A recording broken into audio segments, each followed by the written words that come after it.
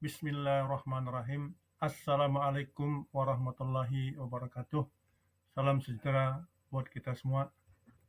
Baik, berjumpa kembali kita di PJJ Mapel Kimia. Pada kesempatan ini kita akan membahas tentang bilangan kuantum. Adapun tujuan pembelajarannya, setelah mencari informasi dari literatur, diharapkan siswa mampu pertama menentukan 4 macam bilangan kuantum, yang kedua menjelaskan bentuk-bentuk orbital.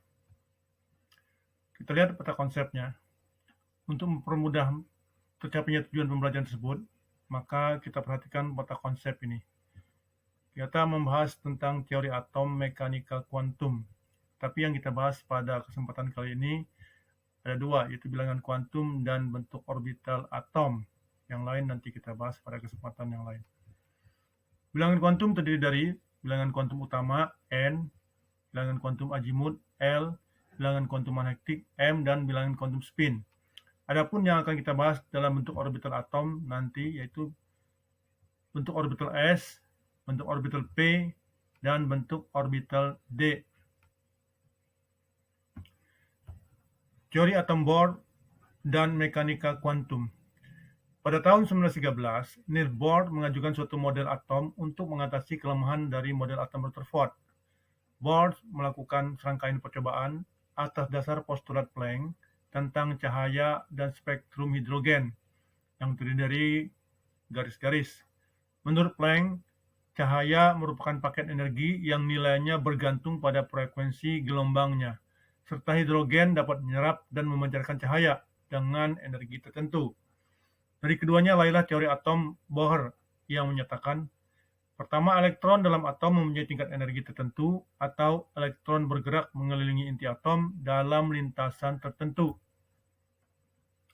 Yang kedua, pada lintasannya, elektron tidak menyerap atau memancar energi. Ketiga, elektron dapat berpindah dari satu tingkat ke tingkat lain.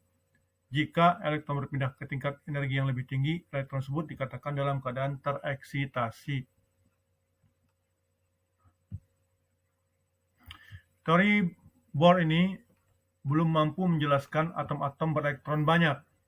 Spektrum garis hidrogen ternyata terdiri atas garis-garis kecil yang sangat berdekatan. Para ahli berusaha memecahkan masalah ini. Pada tahun 1923, Louis de Broglie mengemukakan bahwa semua materi memiliki sifat gelombang dan setiap partikel yang bergerak memiliki sifat gelombang dengan panjang gelombang tertentu. Elektron yang bergerak mengelilingi inti, gerakannya seperti sebuah gelombang. Keberadaan dalam lintasannya tidak pasti. Hal ini tidak sesuai dengan yang dikemukakan Bohr, yaitu elektron bergerak pada lintasan tertentu. Bilangan kuantum dan bentuk orbital. Pada tahun 1926, Erwin Schrödinger dan Werner Heisenberg mengemukakan teori bahwa lokasi elektron dalam atom tidak dapat ditentukan secara pasti. Yang dapat ditentukan hanyalah daerah kemungkinan keberadaan elektron. Oleh karena keberadaan elektron diperkirakan dengan mekanika kuantum, maka teori ini disebut teori atom mekanika kuantum. Pada teori atom mekanika kuantum, untuk menggambarkan posisi elektron digunakan bilangan-bilangan kuantum. Daerah kemungkinan elektron berada disebut orbital. Orbital memiliki bentuk yang berbeda-beda. Untuk memahami bilangan kuantum dan bentuk-bentuk orbital, mari kita perhatikan uraian berikut. Bilangan kuantum. Pengetahuan mengenai model atom mekanika kuantum akan membantu kita untuk mengetahui gambaran yang jelas dari kedudukan elektron di dalam atom. Menurut mekanika kuantum, kedudukan elektron dalam orbital atom ditunjukkan oleh 4 bilangan kuantum, yaitu bilangan kuantum utama, bilangan kuantum azimut, bilangan kuantum magnetik, dan bilangan kuantum spin. Schrödinger menggunakan 3 bilangan kuantum, yaitu bilangan kuantum utama N, bilangan kuantum azimut L, dan bilangan kuantum magnetik M. Ketiga bilangan kuantum tersebut menjelaskan tingkat energi, bentuk, dan orientasi elektron di dalam orbital. Selain ketiga bilangan kuantum tersebut, ada bilangan kuantum spin S, yang menunjukkan perputaran elektron pada sumbunya. Bilangan kuantum utama. Bilangan kuantum utama, N, ini menunjukkan kulit atom dan menentukan tingkat energi elektron. Bilangan kuantum utama juga menentukan ukuran orbital. Semakin besar harga N, maka ukuran orbital akan semakin besar. Bilangan kuantum utama memiliki harga 1, 2, 3, dan seterusnya.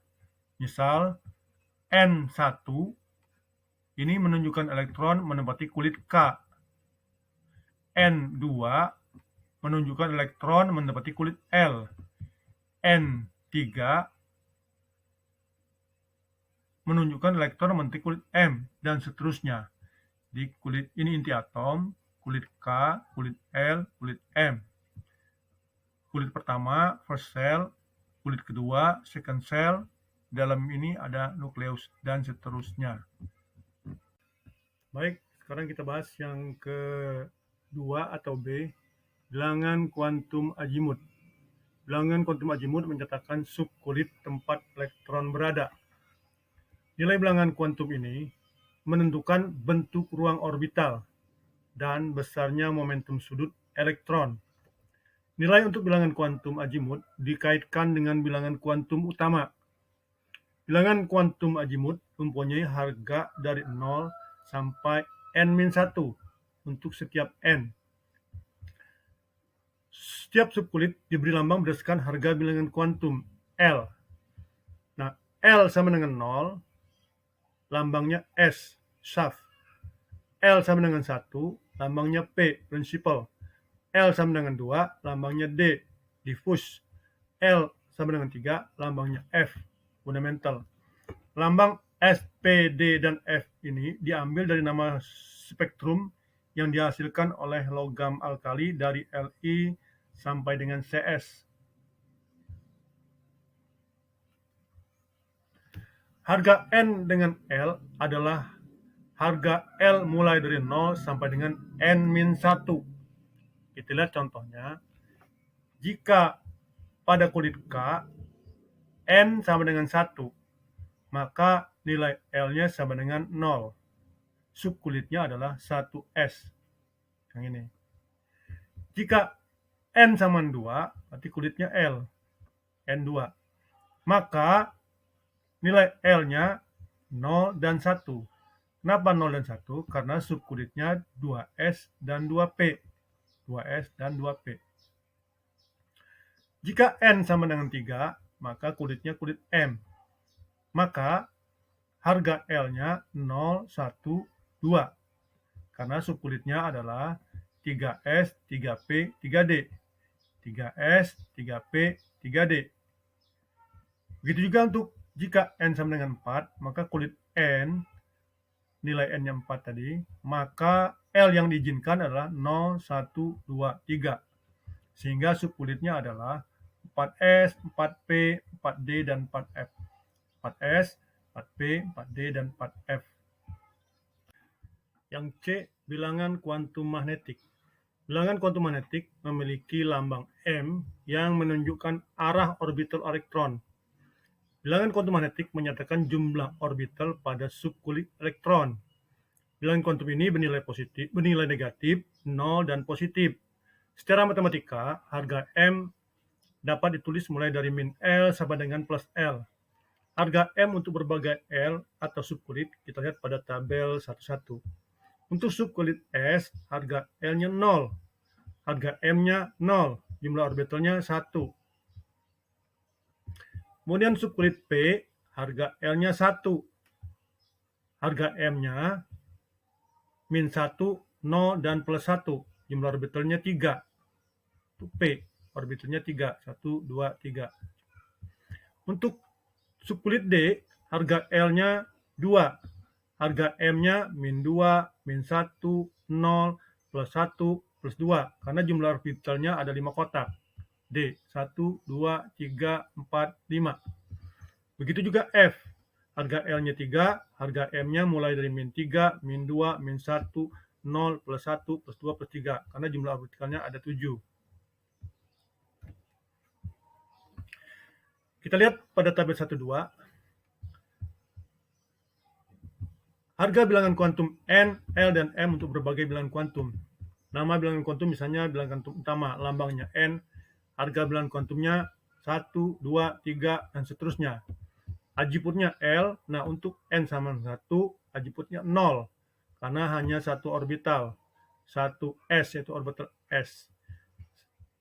Pada N2, ini ada, pada kulit 2, ada dua orbital, S dan P. Bilangan kuantum ajiputnya 0 dan 1. Sedangkan untuk magnetiknya, untuk S, 2S, ini 0, untuk 2P, min 1, 0, plus 1. Begitu juga untuk bilangan kuantum utamanya N3. Kita lihat N3. Ada kulit KLM, KLMM. Azimutnya 0, 1, 2, karena orbital S, P, dan D. Nah, pada orbital S, bilangan kuantum magnetiknya 0, pada orbital P, bilangan kuantum magnetiknya min 1, 0, plus 1. Pada orbital D, min 2, min 1, 0, plus 1, dan plus 2. 1, 2, 3, 4, 5. Jadi 5 kotak. Ya, dari penjelasan tadi dapat kita lihat tabel 1-1 ini ringkasan untuk bilangan kuantum. Kita ambil beberapa contoh saja. Untuk bilangan kuantum utama 1, kulit K, bilangan kuantum azimutnya atau subkulit L, 0, nama subkulitnya 1S, bilangan kuantum magnetiknya 0, jumlah orbitalnya dalam subkulit 1. Untuk kulit L, bilangan kuantum azimutnya 0 dan 1, nama subkulitnya 2S dan 2P, sehingga bilangan kuantum magnetiknya 0 untuk yang S, 2S, min 1, 0, plus 1. Jumlah orbitalnya 1 dan 3, dan seterusnya. Yang D kita bahas yaitu bilangan kuantum spin. Elektron dalam orbital tidak hanya bergerak di sekitar inti, tetapi berputar pada sumbunya. Kita lihat pada gambar 1-1. Ini gambar perputaran elektron pada sumbunya. Bilangan kuantum spin dengan lambang S menyatakan arah perputaran elektron pada sumbunya. Bilangan kuantum suatu elektron di dalam orbital dapat memiliki harga spin plus setengah. Arah tanda panahnya ke atas. Dan min setengah. Tetapi berdasarkan kesepakatan para tokoh kimia, untuk elektron pertama di dalam orbital, harga spinnya adalah plus setengah. Baik, dari uraian tadi kita lihat pada contoh, misalnya natrium dengan nomor atom 11, kita buat konfigurasi elektronnya 1s2, 2s2, 2p6, 3s1. Jadi jumlah elektronnya ada 11. Kita tahu S ini memiliki satu kotak. Yang ini juga orbital S satu kotak. P ada 3 kotak. S ini satu kotak. Nah, karena ada 11 elektron, maka orbital S terisi terlebih dahulu. 1, 2, 2 elektron. Begitu juga 2S. 1, 2. Yang P ada 6 elektron. Cara mengisinya 1, 2, 3, 4, 5, 6. Yang 3S ada 1 elektron. Tadi sesuai kesepakatan bahwa yang plus dulu bilangan kuantum spinnya, sehingga arahnya ke atas. Elektronnya 1, 1. Kita lihat di sini N-nya 3. L-nya orbital S, berarti L-nya 0. Bilangan kuantum magnetiknya karena satu kotak berarti 0. Jadi kita buat N3, L0, M0, arah ke atas spinnya berarti plus setengah. Begitu juga dengan Mg. Mg, kita lihat pada Mg, tidak jauh beda. Ini 12, nomor atom 12, sehingga 12 elektron, sehingga 1s2, 2s2, 2p6, 3s2. Bedanya hanya 1 elektron, yang di sini sama. Sehingga 1 elektron. Sehingga N-nya tetap 3, N-nya 3. Kemudian pada orbital S, yaitu L-nya 0, M-nya juga 0, hanya saja bilangan kuantum spinnya negatif setengah, karena arah elektronnya, arah ini ke bawah. Baik, cukup sekian pertemuan PJJ Mapel Kimia kita dengan judul bilangan kuantum. Sampai di sini dulu, mudah-mudahan siswa dapat memahami dengan baik dan tetap belajar terus. Wassalamualaikum warahmatullahi wabarakatuh.